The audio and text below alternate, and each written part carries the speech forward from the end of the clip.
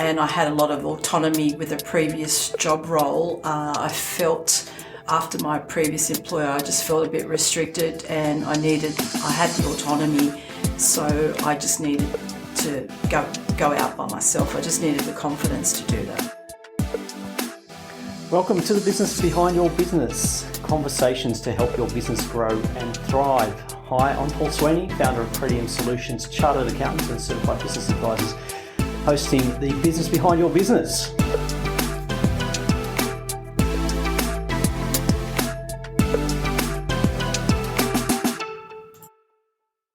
Hi, Paul Sweeney here.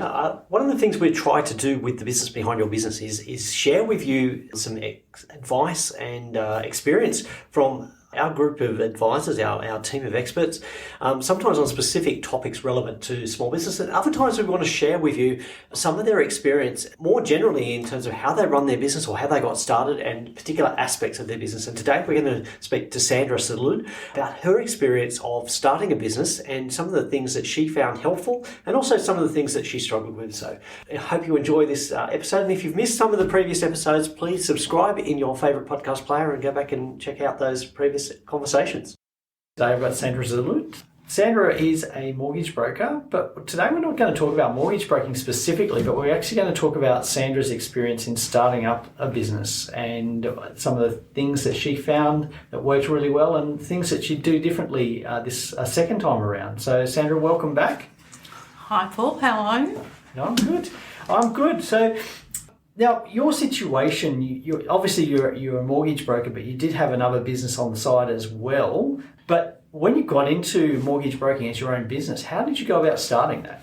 Well, basically, I sort of fell into it really because I had previous experience being an assistant of a mortgage broker and basically had over 25 years experience. So basically, I sort of fell into it and had to start from scratch and learn everything, how to run a business and everything else from scratch, basically.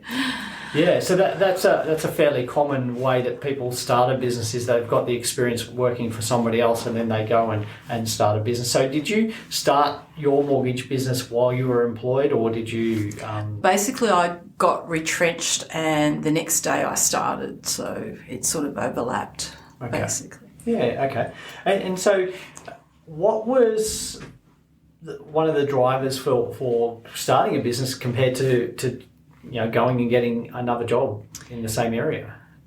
Because I had the experience and I had a lot of autonomy with a previous job role, I felt after my previous employer, I just felt a bit restricted, and I had the autonomy, so I just needed to go out by myself. I just needed the confidence to do that.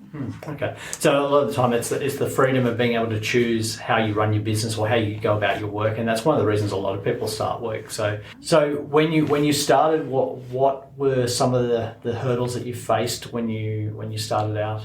Well, first of all, previously I had just been given loans and just processed them.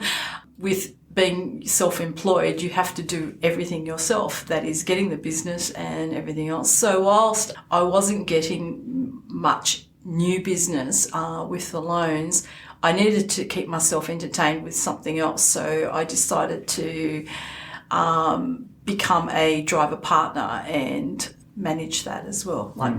Basically do two jobs at the same time. So was that driven by a need for cash flow or immediate cash flow? Or? Not necessarily, more for confidence, and also being in the mortgage industry, as you probably know, dealing with banks can be very frustrating and can be very cumbersome and so forth. So I wanted something that was a little bit light and free, and being a driver, driving people around, you get to socialise and you get to be young again, partying in the cars and so forth. So that's basically... That's good. So what, apart from the autonomy of being able to choose a lot of how you do your own work, obviously you've got structure to doing the mortgage broking work, but what were some of the other benefits that you were hoping to get out of starting your own business? A break from my normal role and ability to assist people without being confined by other people.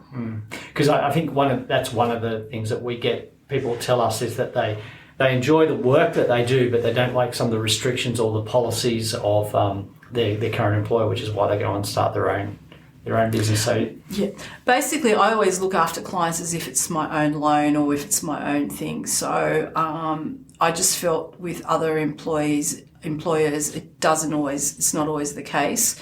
So I'm able to assist people the way I like and how I think that they, good customer services to me is very important. So being able to put that really personal approach and your own, I guess, flavour to how the service is delivered was pretty important to you. Correct. Yeah. Oh, that's good.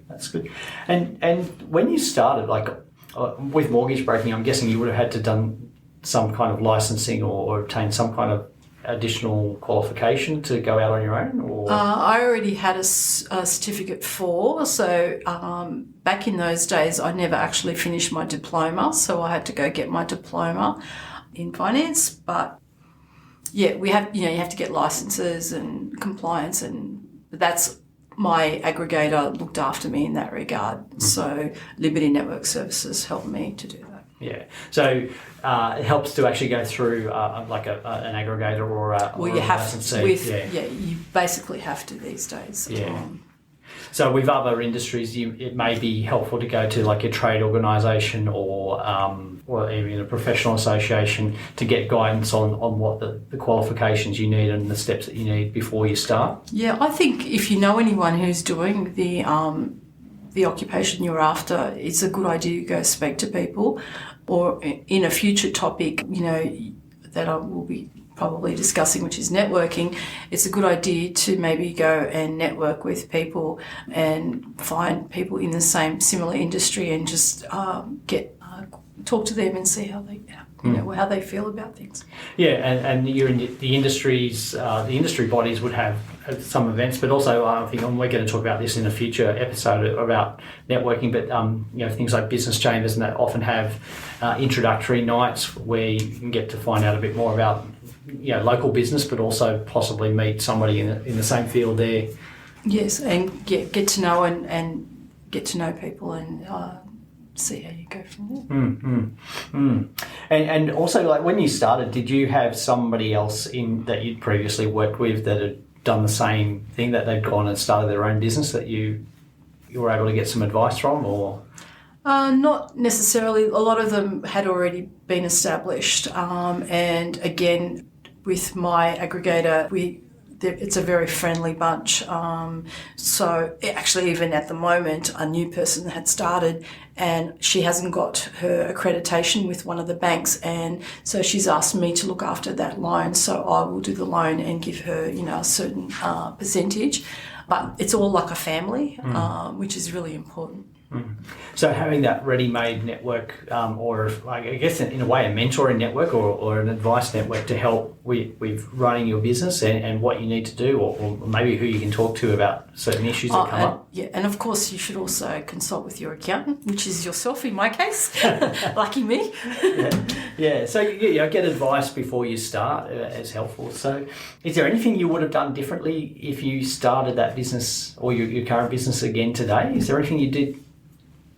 Something I different? would suggest that you start doing systems from the beginning. So set yourself up with even things like email templates.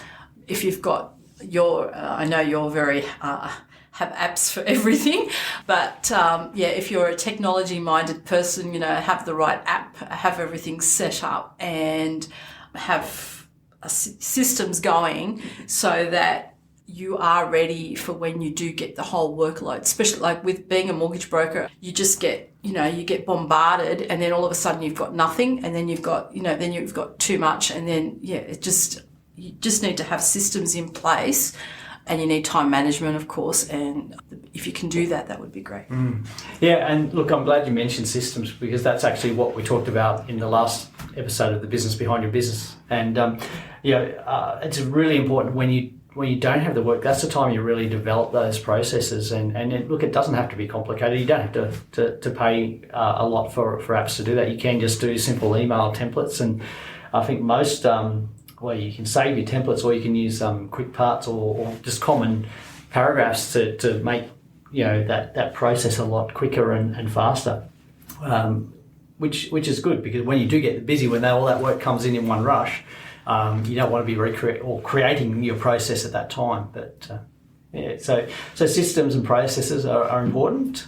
Anything else that you would do differently or recommend to people starting out? Just basically the processes and systems, and make sure you've got your technology set up, and that you have any other people that can assist you with business involved. And look, if somebody doesn't have that network or have the people involved, what would you suggest they do? Well, one of the best things you can do is, if you are in the Hillshire or in that area, you can go onto the Hillshire Council website, and there's networking groups there that you can find, and there's also the business development section that can help you with business. But you should always consult with your accountant, any other business owners that you know that you can see that are very successful. It's a good idea to speak to them, whether they're in your industry or not, really. Yeah, that's some good advice. You can learn from any business, really. Yeah. And councils are a good area to look at, because they have a lot of knowledge about the local conditions and who's also working in that environment. They can put you in touch with those people if you don't already have those connections. Yeah, well, you can get data from the actual, if you make an appointment with the Hillshire Council, I know they do it for sure, with the business department, they can actually, get your figures and data and information if you were after a certain, after a certain clientele. Mm-hmm. Yeah, and I think there are some more detailed statistics you can get from there, and we'll put that link in the show notes as well, so you can get a bit more general information, which is a good way to sort of start building your business case. So that's good. So Sandra, now actually you did mention the driving on the side. So how did that help with your mortgage broking business? How it helped was I was able to take my mind off the mortgage broking and off the loans that I was doing, drive around, be sociable, actually even referred clients while I was driving, and helped people with some loan questions even in long drives. And because I was earning money from there, I was able to assist people in my mortgage broking side without worrying about money. So I could just help them, help existing clients that I had from previous job roles, because I was in touch with some other people. And whilst I wasn't actually earning any income from them, because I was earning income from the being a driver partner, I didn't feel like I was being shortchanged, so to speak. Yeah, so it was good to have that extra source of cash flow coming in to sort of relieve that pressure. And look, going into business can be quite an isolating thing. You often end up spending a lot of time by yourself, and being able to get out there and communicate or interact with other people is really important. So it keeps you sane, I think. Yes, it was quite awkward, from working from home by yourself. I don't do that now these days, but when I was working from home by myself, and then to go driving, you actually get to speak to people, and so that was really good. Good. Well, thanks for sharing your journey to starting up a business, Sandra. It's been really good to hear what happened with your process and where you are today. And there's some good advice there in terms of getting some information before you start, finding the right networks, making sure you stay in touch with people, and actually doing some planning. So thank you for that. Now, Sandra, if people did want to get in touch with you, what's the best way for them to reach out to you? I'm happy for people to give me a call on 0419 42 76 71, or they can email me at szalud, ZALUD, at libertynetwork.com.au. Great. Thanks, Sandra. And we'll put those details in the show notes. So you can just have a read of the show notes, and Sandra's details will be there, as well as those resources that we've referred to. So thanks again, Sandra, for coming in and helping us with the business behind your business. Thank you, Paul. Thanks for listening. Do you have a question you'd like our team of experts to answer? if you do, send your question to podcast@thebusinessbehindyourbusiness.com. To hear more from The Business Behind Your Business, don't forget to subscribe using your favourite podcast player. Or you can visit the businessbehindyourbusiness.com website.